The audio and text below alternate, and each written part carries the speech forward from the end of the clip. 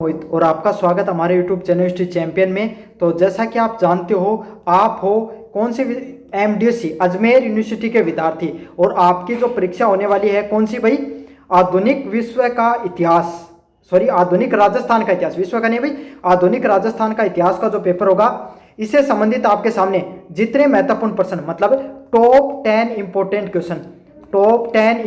Question आपको बताने वाला हूं।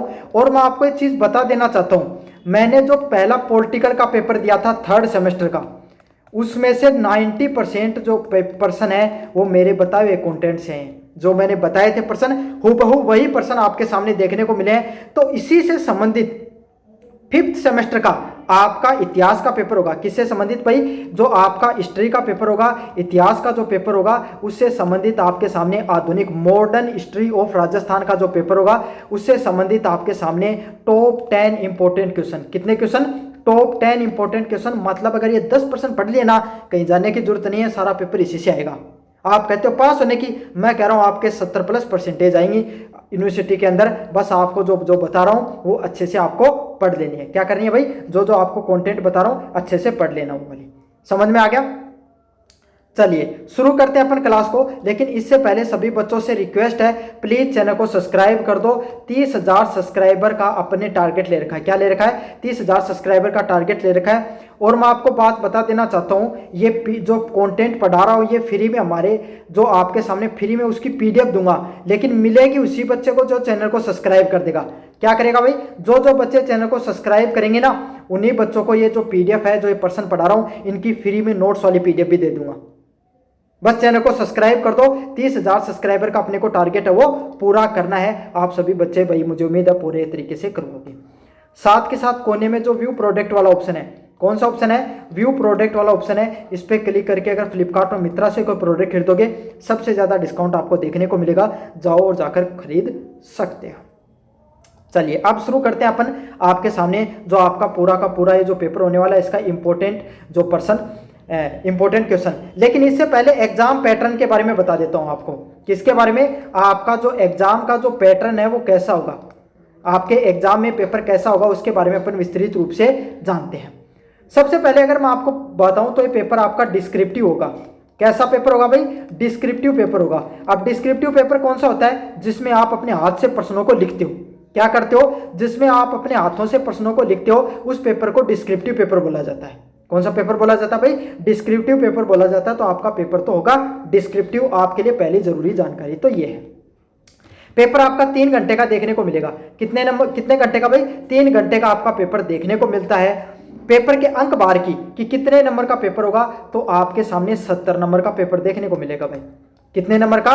70 नंबर का आपके सामने पेपर देखने को मिलेगा। प्लस 30 नंबर आपके सामने कॉलेज वाले भेजते हैं, और इसमें से आपको 36 नंबर कुल, कितने number?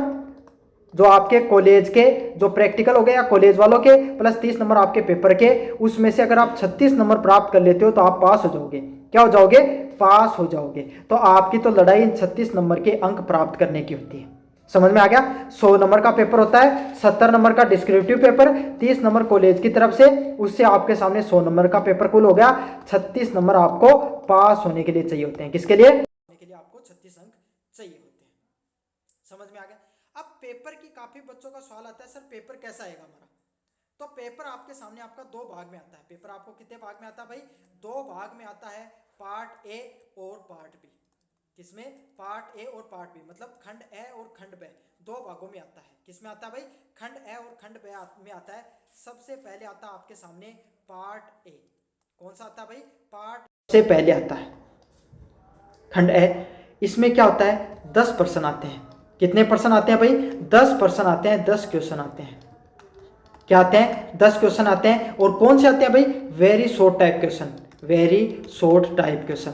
Very short type question कौन से होते हैं? अति लघुतरात्मक प्रश्न होते हैं।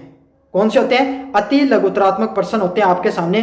अति लघुतरात्मक प्रश्नों का अर्थ होता है कि आपके सामने जिनका सॉल्यूशन, काफी बच्चे क्या करते हैं, पूरा ये कॉपी आपके सामने पूरी की पूरी कॉपी है ना, उसमें से आधी कॉपी एक एक प्रश्न में भर देंगे और फिर कहेंगे सर जो निबंधात्मक प्रश्न है, जो सबसे ज्यादा अंक बाहर के थे, क्योंकि एक जो वेरी शॉर्ट टाइप क्वेश्चन है ना, एक वेरी शॉर्ट टाइप क्वेश्चन का जो सॉल्यूशन बनाते हो तो उसमें आपको मैक्सिमम 2 नंबर मिल सकते हैं। कितने मिल सकते हैं? 2 नंबर। और जो लॉन्ग टाइप क्वेश्चन होते हैं, निबंधात्मक प्रश्न होते हैं, उसमें आपको एक प्रश्न करने के कितने नंबर मिलते हैं भाई?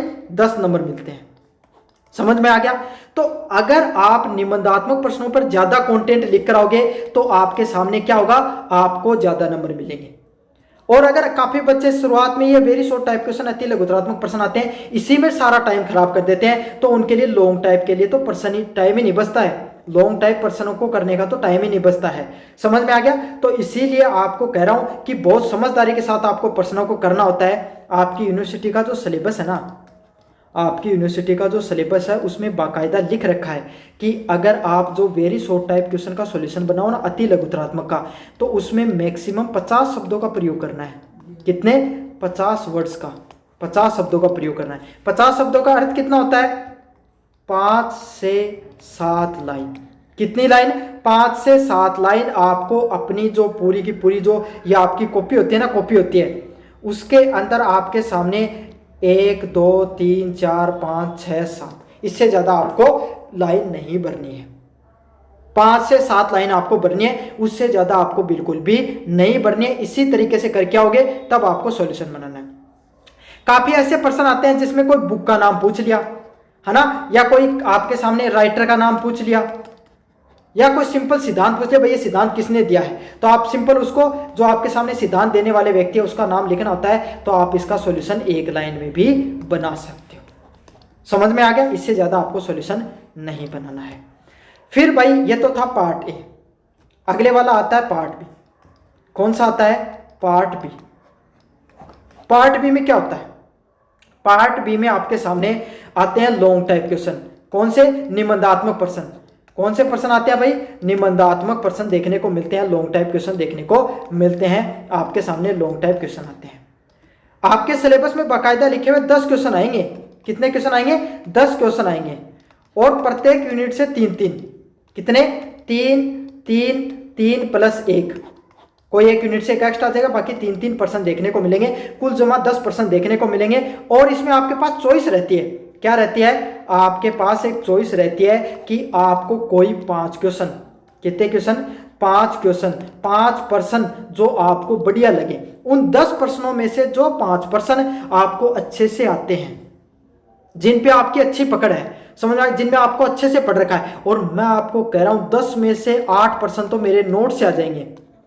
10 में से 8 प्रश्न तो मेरे नोट से हुबहू देखने को मिलेंगे। और नोट्स फ्री में देता हूं, लेकिन मिलते उन्हीं को जो चैनल सब्सक्राइब करता है। तो सभी बच्चे चैनल को सब्सक्राइब कर दो आपके सामने, और अपने दोस्तों से भी चैनल को सब्सक्राइब करो, फ्री में नोट्स डाल दूंगा आपके लिए। समझ में आ गया? तो 10 में से 8 प्रश्न तो मेरे नोट से हुबहू देखने को मिल जाएंगे आपके लिए। समझ में आ गया? अब इनको सॉल्यूशन, क्योंकि ये प्रश्न, एक प्रश्न 10 नंबर का होता है। कितने नंबर का होता है? 10 नंबर का होता है। तो सबसे ज्यादा महत्वपूर्ण यही है। तो अब आपका सवाल होगा, सर इनका सॉल्यूशन हम कितने शब्दों में बनाएं? तो इनका सॉल्यूशन आपको आपकी जो एग्जाम की बुकलेट है, जो सिलेबस की बुकलेट है, उसमें लिख रखा है 500 शब्दों में। कितने शब्दों में? 500 वर्ड्स में इनका सॉल्यूशन, 500 शब्दों में इनका सॉल्यूशन आपको बनाना होता है। 500 शब्दों में सॉल्यूशन बनाता है।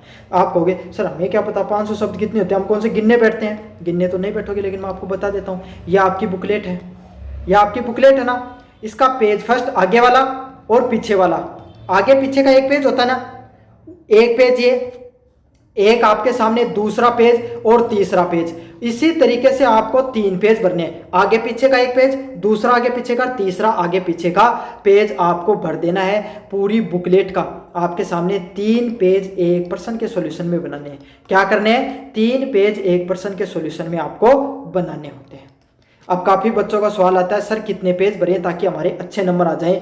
तो बच्चों आप सबको पता है यूनिवर्सिटी में ज़्यादा पेज भरने के नंबर तो मिलते हैं, लेकिन भाई मिलते हैं उन्हीं को जो कंटेंट अपना अच्छा लिखेगा, जो अपना कंटेंट बढ़िया लिखेगा, जो अच्छे से, देखो लिखने का तरीका भी आना चाहिए। मैं आप सिखाई देता हूँ आपको, ये आपके बैक नहीं लगेगी, बहुत फायदा होगा आपको। ये कॉपी है, सबसे पहले तो इधर की साइड में आप लाइन खींचा करो, खींच दी लाइन, एडिंग डालो।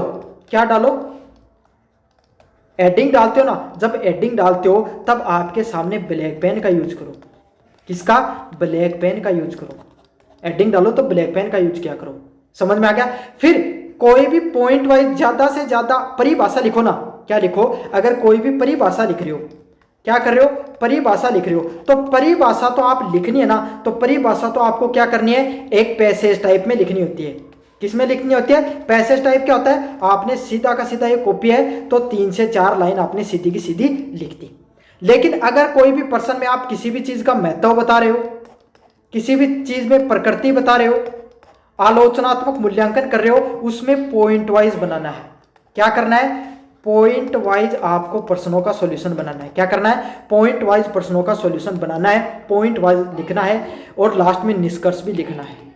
समझ में आ गया? लास्ट में आपको कंक्लूजन या निष्कर्ष भी लिखना होता है। इस प्रकार से लिखोगे तब आपको अच्छे नंबर मिलेंगे। और 17 से ज़्यादा आपको लगभग पेजेस भर के आने हैं ताकि आपके ज़्यादा से ज़्यादा नंबर आ सके।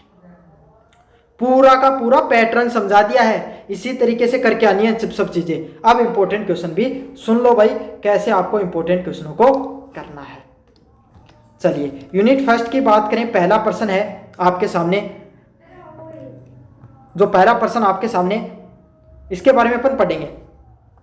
पहला प्रश्न क्या कहता है? इकाई फर्स्ट में मराठा काल व ब्रिटिश स्थापना से संबंधित प्रश्न आएंगे। किससे संबंधित? मराठा काल व ब्रिटिश स्थापना से संबंधित। राजस्थान में मराठाओं के प्रवेश के कारण और प्रभावों के बारे में वर्णन कीजिए। मतलब जब आधुनिक भारत का इतिहास है उसमें आपके सामने जो पेशवा है वो क्या करते हैं भाई, वो फिर अलाउद्दीन खिलजी मर जाता है, सॉरी औरंगजेब, अलाउद्दीन खिलजी का नाम औरंगजेब मर जाता है। उसके बाद में क्या, सबसे जो केंद्रीय शक्ति, सेंट्रल जो पावर है, केंद्रीय शक्ति है ना, वो मध्य भारत के अंदर किनके पास थी भाई? मराठों के पास में थी।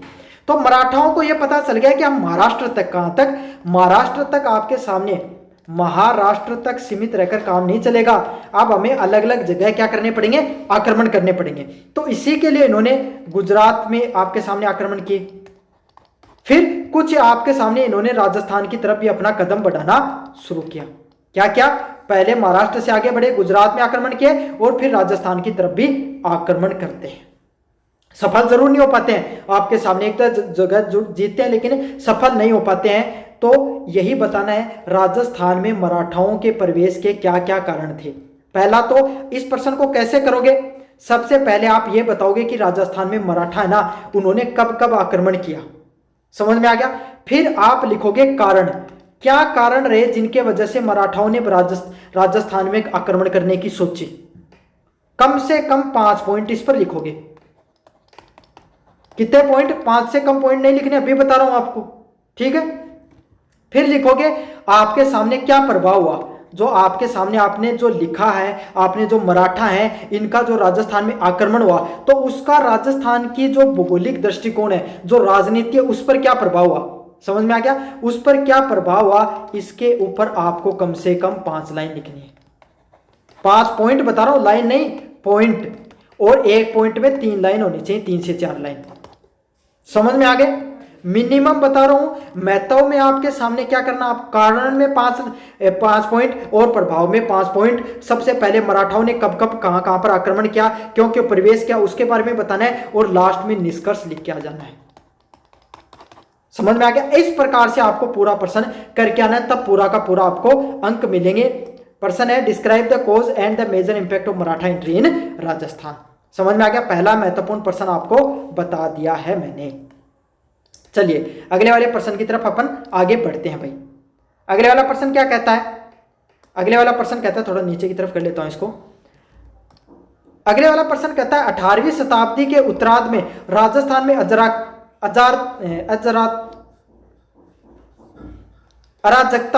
अराजकता का युग क्यों कहा जाता है भाई? 18वीं शताब्दी आती है ना, जब राजस्थान के अंदर क्या होता है, जो राजस्थान के अंदर जब अंग्रेजों ने भारतीय आपके सामने सरजमी पर अपने पैर जमाने शुरू कर दिए थे, और राजस्थान एक प्रमुख आपके सामने क्षेत्रीय शक्ति हुआ करती थी, जहां के जो राजा हैं उन्होंने मुस्लिमों से भी आपके सामने क्या किया, लोहा लिया, मुगलों से भी लोहा लिया। लेकिन 18वीं शताब्दी जब आने लग जाती है तो क्या होता है, जब मुगल थे उन्होंने यहाँ पर जमींदारी प्रथा शुरू कर दी थी। कौन सी प्रथा शुरू कर दी थी? जमींदारी प्रथा शुरू कर दी थी। और जमींदारी प्रथा की वजह से जो यहाँ के किसान हैं उनकी हालत बहुत ज़्यादा खराब हो गई थी, क्योंकि किसानों से बहुत ज़्यादा टैक्स वसूला जाता था।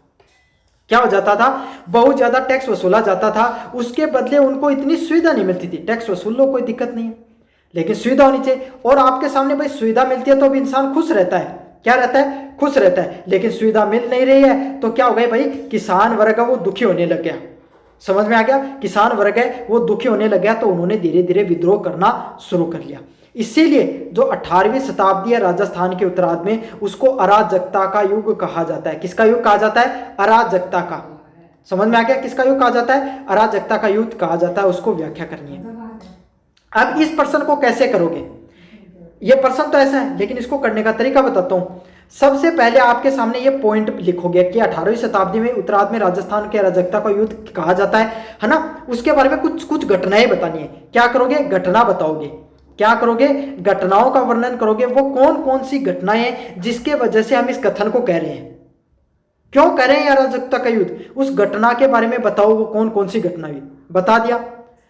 फिर कारण, कारण बताओ भाई, अराजकता हुई तो क्यों हुई, कारण बताओ। कारण पे 5 से 7 पॉइंट लिखो। कितने पॉइंट लिखोगे, 5 से 7 पॉइंट लिखोगे। फिर आपको प्रभाव बताना है, जो अराजकता हुई, जो घटना घटित हुई, उसके क्या क्या प्रभाव पड़े, उसके 5 से 7 पॉइंट लिखने। ऐसे प्रश्न को करना है, तब नंबर मिलते हैं। आप आते हो, लिखने लग जाते हो, लिख लिख के भर देते हो, फिर कहते हो सर मैं फेल कर दिया। अरे करेंगे, लिखने का तरीका नहीं आता आपको। ये जो तरीका बता रहा हूं ना, प्रश्न कोई बता देगा। जो तरीका बता रहा हूं फॉलो कर लो। पास होने की बात कहते हो आप 70% से, नहीं कम आ जाए तो मेरे पास आ जाना। चलिए अगले वाले प्रश्नों की तरफ बढ़ते हैं। आपके सामने तीसरा इंपॉर्टेंट क्वेश्चन है, 1794 से लेकर 1818 तक राजस्थान में ब्रिटिश सत्ता की स्थापना की प्रक्रिया के बारे में बताइए।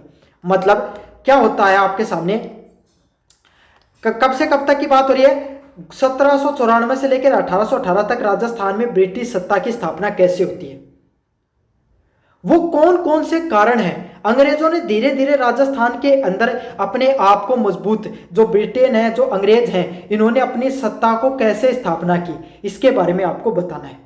तो वही प्रक्रिया भाई, घटना बताओ। क्या करो, वो घटनाएं बताओ जिसके वजह से हुआ, और फिर उसके आपके सामने प्रभाव बता देने हैं। समझ में आ गया, प्रक्रिया बतानी है। कम से कम 3 से 4 घटनाएं आपको यहां पर डिस्क्राइब करनी है। मैंने नोट्स में सारे प्रश्न करवा रखे हैं। नोट्स उन्हीं बच्चों को मिलेंगे, बार बार बता रहा हूं, जो चैनल को सब्सक्राइब करेंगे। चैनल जोर से सब्सक्राइब कर देना आपके लिए। समझ में आ गया आपको अच्छे से। चलिए अगले वाले प्रश्न की तरफ बढ़ते हैं। राजपूत राज्य द्वारा 1818 में ईस्ट इंडिया कंपनी से संधियों के कारण, किसके कारण, संधियों के कारण के कारणों का विश्लेषण कीजिए। तो वो कौन कौन से कारण हुए जिसके वजह से राजपूतों ने क्या किया भाई, ईस्ट इंडिया कंपनी से संधियां करनी पड़ी। क्या करना आपको, राजपूतों ने आपके सामने 1818 में जो ईस्ट इंडिया कंपनी है, क्या है, ईस्ट इंडिया जो कंपनी है, उससे क्यों संधियां की, क्या कारण रहे। तो कौन सा प्रश्न है, कारण वाला प्रश्न है। कौन सा प्रश्न है, कारण वाला प्रश्न है। तो अभी इस प्रश्न को कैसे करेंगे, सबसे पहले प्रश्न को लिखोगे और प्रमुख संधियां बताओगे। क्या बताओगे, प्रमुख संध्या बताओगे। लेकिन संध्या नहीं बताना, पहले आपको क्या करना है, सबसे पहले घटना बतानी है, फिर संध्या बता देनी है। वो संध्या बतानी है, उसके पीछे क्या कारण रहे, राजपूतों के क्या क्या कारण रहे जिनके वजह से उनको संध्या करनी पड़ी। क्या तो पहले संधि बताकर कारण बताओ, या पहले कारण बता दो, फिर उस कारणों के वजह से कौन कौन सी संध्या करनी पड़ी उनके बारे में आपको बताना है। समझ में आ गया। इस प्रकार से इस प्रश्न को कर लेना है। आपके सामने इंग्लिश में एनालाइज द कोज, क्या करना है, analyse the cause of treaties between the Rajput and the East India company.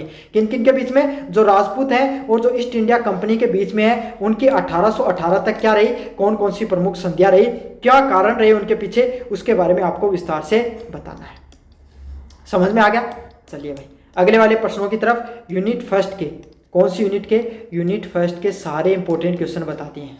समझ में आ गया, टॉप 4 प्रश्न बता दिए, पढ़ लेना, इसी से प्रश्न देखने को मिलेंगे आपके लिए। चलिए अगले वाले यूनिट की तरफ बढ़ते हैं। आपके सामने यूनिट नंबर 2 है, सामाजिक व आर्थिक 1857 में।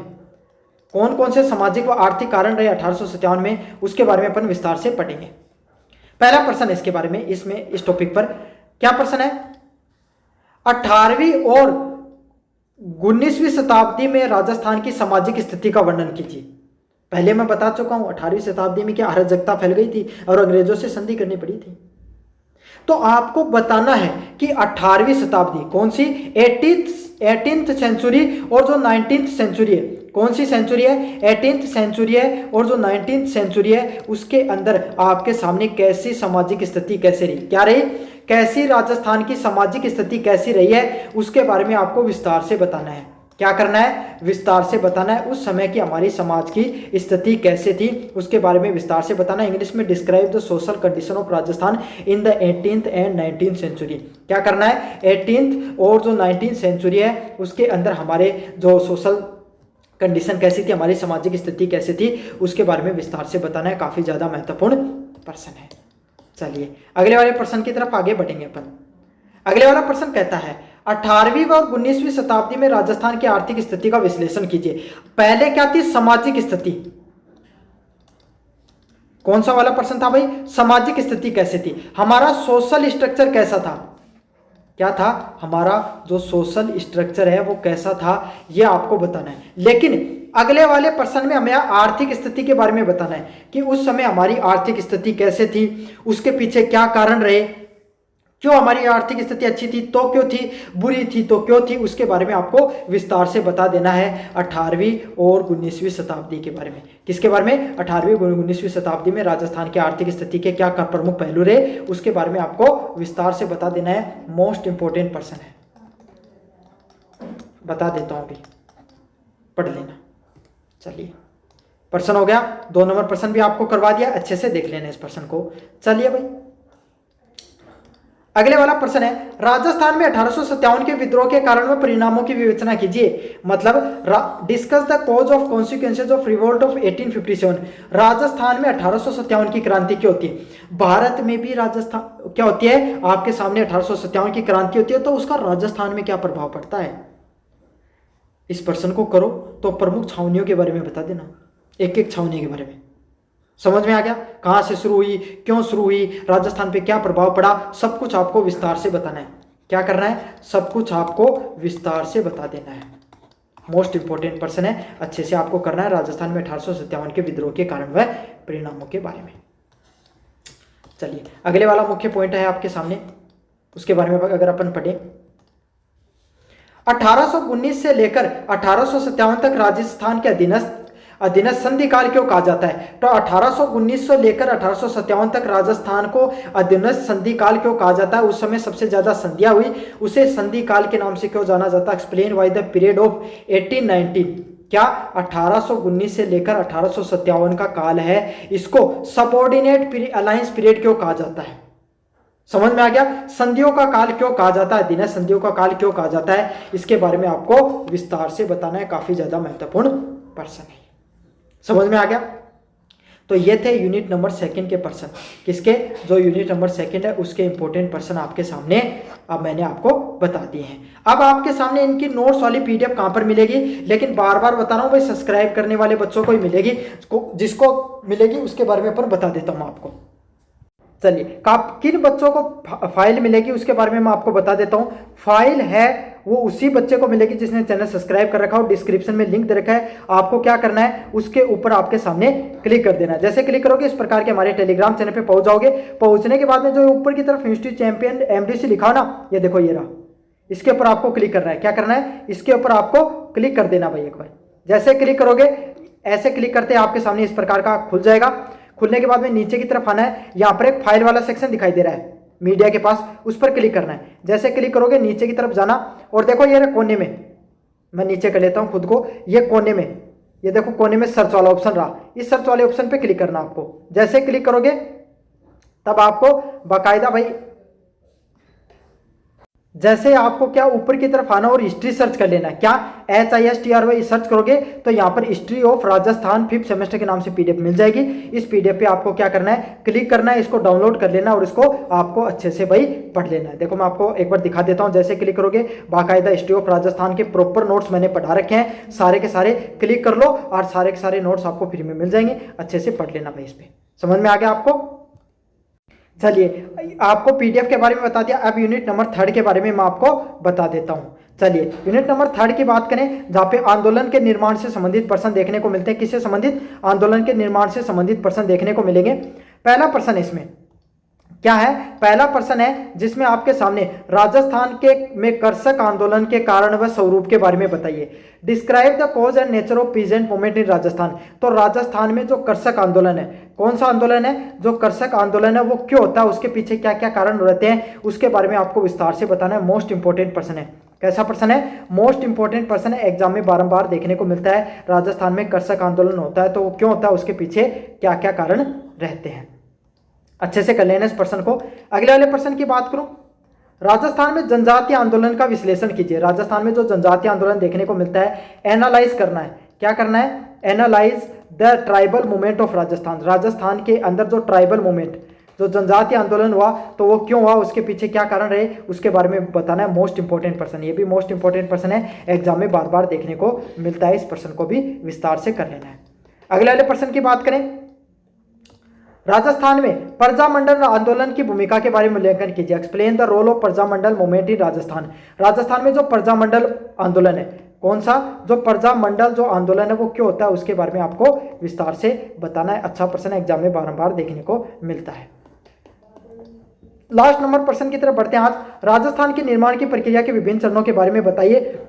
Describe the process of stage of formation of Rajasthan, इसके बारे में बताना है। ये पूरा का पूरा आपके सामने सारे इंपॉर्टेंट क्वेश्चन आपको करवा दिए। चैनल को जरूर से सब्सक्राइब कर देना।